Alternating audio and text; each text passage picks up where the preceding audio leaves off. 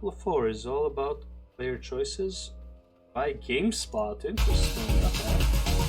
Let's see what this is about. I doubt it because Diablo 4 you have is a select love letter classes. to our fans. We've really focused on this theme of returning to darkness, and we know that when we make a Diablo game, fans have a lot of expectations from D2R and Diablo 3 and previous Diablo experiences that they've enjoyed. So we know that we have a lot of things that really expectations, just need to be there, but also bring them into the most modern versions of themselves. Hi, I'm Joe Shelley, game director for Diablo 4. And I'm Ron Ferguson, the general manager of the entire Diablo franchise. And we're here today at Blizzard Entertainment, hanging out, and we're going to talk about Diablo 4 and the entire Diablo franchise, huh? Okay. Diablo 4 is really all about choice, and it really manifests in all different aspects of the game. One of the things in the previous Diablo games, that you worked with iconics, and so there was this like, oh, you're this barbarian that's known from the history or the lore. That was not part of Diablo 3 at all. The game. And now with the player customization, you create your barbarian. You can choose what they look like, what gender, hair. God. Like, character customization is cool and all, but you're not creating your barbarian. You're not creating anything like amazing. It's just like, also it's an ARPG. You'd never really see your character. It doesn't matter. This is why, like, if you have wings and a cool collar, that's fine, but it's like, as far as like person customization, you can look like an absolute clown and no one would ever know in an ARPG. Make up all the stuff that you want to do to really truly make it your barbarian, and so you can kind of create your own backstory, and then from that you're in and choosing your skills, and you can choose very different skills and that really make it your own, where sort of like Diablo 3, which is great. And again, I'm not against it. It's fine that they're doing it, but it's like to have it as like they're overselling it. It's like, we have a lot of customization, you can really make it look however you want. Boom, then done. Next, you know? They've tied a lot of what you did to your gear, and so if you wanted to change your abilities, you just changed what you had equipped, and that's not the case in D4. Obviously gear is still very important to your build, but it's really about your skill selection that defines you, and then you take those choices into the game. The story is non-linear, so you can choose how to play out the story. You're in a shared open world. You can choose to go exploring instead of doing the story if you want to. You can go anywhere you want within Sanctuary and go do dungeons or go do other things and take on a world boss or go do local event. So you have choice there. And then you have PvE versus PvP. So do you want to go and take on the story, campaign content, or do you want to go and fight other players? And it's one of our sort of PvP areas. And then it's who do you want to play with is a choice, right? You can play solo. It's a great game solo, but you can party up. Everything along the way is really about what you decide you want to do. And so that's why we talk about D4 is about choice, is because pretty much every step along the process, there's some things that you have agency over and you can decide how you want to play the game. All of the classes in Diablo 4 have this sort of unique feature that's unique to just that class. And the Necromancer is the Book of the Dead, where you decide, oh, I can have skeleton warriors. What kind of skeleton warriors do I want? Do I want aggressive, defensive? Do I want ones that create corpses for me to use as sort of raw materials? And then, oh, you can have mages. Okay, what kind of mages do I want to use? And oh, I can have golem. What kind of golem do I want to use? And okay, so that's fine. That's cool. Your warriors, your mages, and your golem to really create and customize the army that you have with you, and you never really had that experience before. True. And that's what really is one of the things that makes the new Necro really unique and interesting. I like to talk about Diablo 4 being the culmination of the franchise because it wants to respect the past. And so when you look at kind of what goes into Diablo 4, I like to use the formula that it feels like it's the dark tone of Diablo 1. It's the progression of Diablo 2. It's the visceral combat of Diablo 3, and then it has its own unique innovations in Diablo 4 with the shared open world and all the things we talked about with player choice. I think there are lots of ways that we've looked at lessons learned from previous games too.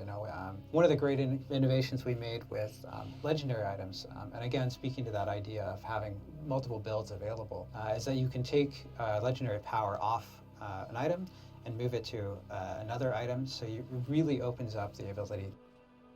That is a really good idea. Moving legendary powers to other, it's very similar to like the cube technically, because you can make the cube do the legendary power instead of the item, so then you can have that item slot free for something else. But can you then make 7 ring legendaries basically? Like on each piece of gear you're gonna have a different ring legendary? Or something like that, you know? to customize your gear. We don't talk about that enough. You know, in previous games, like you would pick Gear up a shield customizing and is have really this nice, thing yeah. that would make, like, now summon 2 more skeleton mages, and you're like, oh, I have to keep this for as long as possible. My build needs those 2 extra mages, and eventually your level would. It's fine. They took the like I don't want to give up the shield. I'm going to carry the shield like even though it's weak because I want this ability. character. And now in Diablo 4, you can actually extract that off the shield, get a new legendary that's at your level, and put that onto it. And so that it has idea to be a of legendary. hold on to your build and be able to truly customize your character by taking legendary powers and extracting them from one thing and imbuing them into another, that fundamentally changes the build system. And it's fine if it has to be a legendary. I mean, I'm okay with it. So one of the things that's really exciting about Diablo 4 is that because we have this shared open world that exists as a template, the dungeons are actually in They have a world. Are they in the Gamespot studio or are they at the Blizzard headquarters? Because they have a freaking cinema in there, right? You're going to explore, and those gives those dungeons a real sense of place. So when you go into a particular dungeon, you're going to see the tile set that's associated with that dungeon, that type of art. We have a wide variety of art for these, and you're also going to see the monsters. Oh man, leveling. It looks like it's such a fucking pain, so boring. Like, look at the abilities. Like, you have 2 abilities or some shit. When the dungeon everything's auto attack. I mean, it is what it is. It's normal. How games work, but fuck. Differently configured. It just has corpse explosion basically. Auto attack and corpse explosion. I think dodge is basic for everyone. So when you go in, you might have an objective to slay a boss, but you might have an objective to track down 3 fallen idols and disable them. And so the completion objective for the dungeon is unique to each dungeon as well. And one of the things I really like when we play is that you go in and you don't know the objective. Like, there's not some magical person at the door telling you, by the way, the reason how you complete this is like you have to go in and discover the objective, which is really fun. And the dungeons actually play really well into our end game, right? Where you now, not only do you have the dungeons that you're doing when you're playing through the campaign regularly for, say, new gear or a particular thing, but at the end, all of a sudden, you have nightmare dungeons. Where did you want to talk a little bit about like the sigils and that? You can upgrade the dungeons with these sigils to make them nightmare dungeons, and they become more dangerous. Additional affixes are applied to them that make the monsters more dangerous, or can even give you advantages. Right. And when you're getting these sigils, you'll get a wide variety of sigils with all kinds of different affixes on them. So there's, once again, player choice in which sigils you want to do. And if you get a sigil that is for a dungeon that, is not, as you don't think is well suited to your class, you just skip that one and do a different one. Nightmare Dungeons is sort of our take on Rifts. And so if you've played the previous... So wait, so if there's a dungeon you don't want to do, you can just skip it? It's like, even if it's part of your story? How does that work? We understand this. And when you're getting these sigils, you'll get a wide variety of sigils with all kinds of different affixes on them. So there's, once again, player choice in which sigils you want to do. And if you get a sigil that is for a dungeon that, is not, you don't think is well suited to your class, you just skip that one and do a different one. Nightmare Dungeons is sort of our take on that's Rifts. standard. And so if you've played the previous, like Diablo 3, there's a thing in town and you just go to it and opens a portal and off you go and you're standing in town going to it over and over. And now we have these Nightmare Dungeons which is kind of like running a Rift in a way, but it has a sense of place. So now you have keys, and so Joe has sigils, I have sigils, and we're like, okay, where do we want to go? Like, we have to go somewhere now, and like, okay, let's mount up, get on our horses. That's like Mythic Plus keys. I swear they're gonna add queue-ins instead of just running to. Maybe not for the sigils, but like, yeah, it's definitely gonna be a queue-in dungeon. Otherwise, it's gonna be a bit of pain in the ass to keep traveling around the world, unless there's like waypoints and stuff. Then maybe, but still. But yeah, it sounds like Mythic Plus keys, but it's not Mythic Plus, like a set difficulty Nightmare. They're probably going to do Nightmare +1, Nightmare +2 or something. And we're going to ride west, and because that dungeon has a particular type of loot that we want to have, or type of gear that we want to get. That's good that like particular dungeons going to have particular loot. I like that. It means like you can't just farm at the best spot for loot. And so I love that feeling of place and not just grabbing a portal in town every time. We know that it's fun to build your character and discover all these powerful builds. Yeah. And we also think it's really important to have content to test yourself against. So we've really tried to expand the variety of activities. And as Rod said, the game. Make target dummies, man. Straight up make target dummies so you can test out abilities. Like go into a zone that is like instant so you can test out every ability. Like it's 2022, man. We have the technology, you know.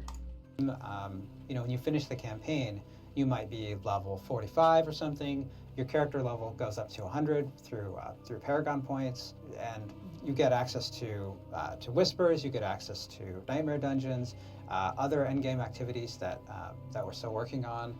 We really wanted you to have a wide variety of things to do, and of course, you've got world tiers that are allowing you to step up make sure that the difficulty of the world stays on pace with the power of your character level.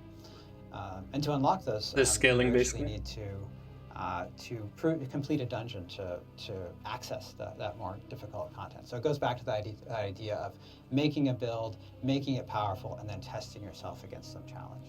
And the Paragon point, like, so a Paragon system, if you play D3, you know the Paragon system in Diablo 3, but it was just basically sliders and on a couple of different aspects of your character. Yeah, basically. In Diablo 4, Paragon is an actual board that, think of it as a checkerboard. It's much more granular than that, but for simplicity's sake, I'll say a checkerboard. And you have to navigate your way by sort of unlocking squares as you move across the board. And each of those squares could be +5 strength or a different ability or something that enhances your skills.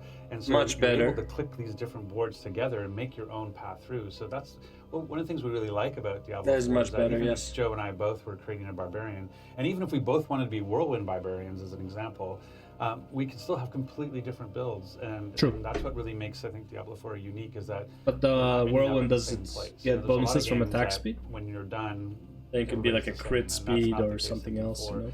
And so I think people are going to love the new Paragon system. It can be a spin to win, infinite HP, than we've ever had before as a Paragon system. And it really, when you see what it can do to your character, you really want to find that optimal path across the board. And then when you go to connect the next board, you can actually rotate it to pick the path you want to go through. Like it's a really cool system. There are also glyphs that you can socket into the board, and you can upgrade those by completing. No, I miss so glyph. There's really a lot of diversity available within the builds themselves. And because Diablo 4 as a live service, will be continuing to balance the game so that we can make sure that there are always a variety of builds that are viable. That also basically means that they're not playing a Diablo 5 or a continuation of this. They want this to be the last Diablo game for the foreseeable future. And you're not focused into at least next 10 years. But then again, Diablo 3 was 10 years. But Diablo 3 was a 2-year game, technically.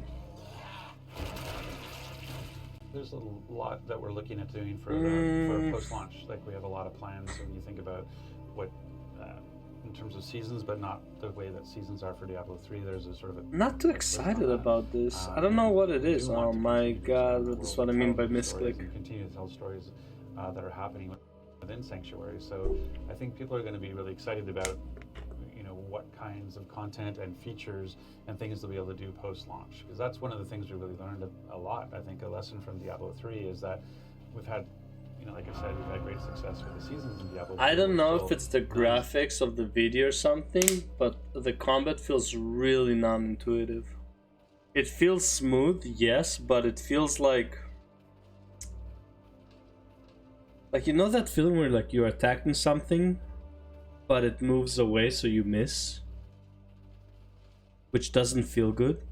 It's like the attack takes too long, and the mob moves too fast, and then you attack and you hit air, and then if it connects it feels bad, and if it misses it feels bad, you know? The players come back and play for hundreds of millions of hours, but we know that they want more, and that's what I really feel great about. What, you know, so much. That's fine. We'll see like what the expansions are, but let's see what the game is. I'm really like, I really hope the game doesn't come like half baked, and the expansions and patches is what's gonna make like complete the game. I hope the game is good from the get-go. I am so sick of games coming out half baked, and it's like there's nothing to do. It's like they expect you that the first thing you do in the game is just leveling, so there's no actual end game content that is repeatable, that is like something you do long term. So it's like you got to max level, you did a few of the dungeons, and now time to level a new character, right? It's like I want I want an actual like massive end game progression. Looks like they should have it, but we'll see how it goes, right? But they're really gonna get a Diablo 4. Just because they said there's Paragons doesn't mean it releases on release. Might be released on a patch. Not only a great launch, but a very rich post-launch. All right, Joe, thanks for hanging out, talking about D4 and the franchise. That's it from us, so I hope you stay tuned. We have lots of stuff to talk about coming up, especially, you know, more D4. It's a good interview. The player choices, I mean, like, we'll see how it goes with the Paragon. The customization, I mean, like, it is what it is. It's standard at this point. I don't think you need to pay too much attention to it. It's like, oh yeah, it's like inclusivity. I can be a trans barbarian, whatever. It's fine. Like, do you, boo. I don't think it matters all that much, to be honest. But yeah, I'll see you in the next one.